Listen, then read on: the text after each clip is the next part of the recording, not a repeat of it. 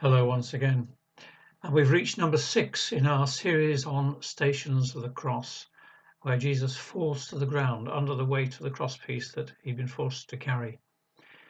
You'll be well aware that the events leading up to the crucifixion of Jesus make very grim reading. Jesus had been beaten and flogged, maltreated, and very often men didn't survive even that far. I want to make 3 simple points this morning. And the first one is this, that Jesus was in the process of tasting human cruelty to its dregs. His human body was now tortured to its limits, even before he got to the point of being actually crucified. So there was immense suffering, immense human suffering. And the second point is this, that we need to remember who this was. This was God's Son, the eternal Word of God. In the beginning was the Word, and the Word was with God, and the Word was God. This was the creator of the entire universe, whose human body had now been taken right to its limits as he collapsed under the weight of that crosspiece. He was at the point of physical breakdown. But the main thing I want to talk about this morning is this, that there was purpose and there was hope behind what was going on, despite how grim and awful it was. In John chapter 12, verse 24, we read these words, "Unless a kernel of wheat falls to the ground and dies, it remains only a single seed. But if it dies, it produces many seeds." And you'll see that that's the theme of the artwork that accompanies this morning. Now, even a window box gardener understands this. You need to plant a seed in order to get a new plant. And I can remember from donkeys years ago helping my dad in the garden digging up new potatoes. And in the process, occasionally we'd come across one of the seed potatoes looking wrinkled and brown and dirty and hollowed out and dead.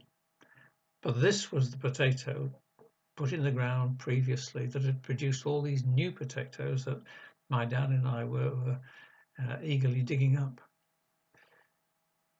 Earlier in the story in the Gospels, Caiaphas, the high priest, says this, "It is better that one man should die for the people." He was afraid that the movement that Jesus had begun was going to cause real problems for the whole nation, that it would bring the Romans hard down on them.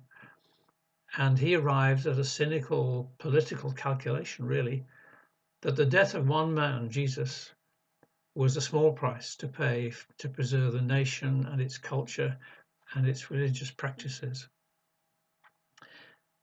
But now the stakes were so much higher, really. It's not about the survival of a nation.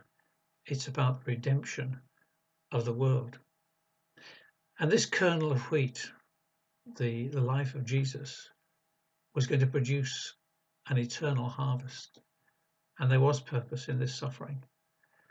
In fact, this has all been prophesied centuries previously, not just the suffering, but what would be accomplished, what would be achieved, the purpose behind it. I'm thinking here of Isaiah 53 and verse 11. "When he sees all that is accomplished by his anguish, he will be satisfied. And because of his experience, my righteous servant will make it possible for many to be accounted righteous, for he will bear all their sins."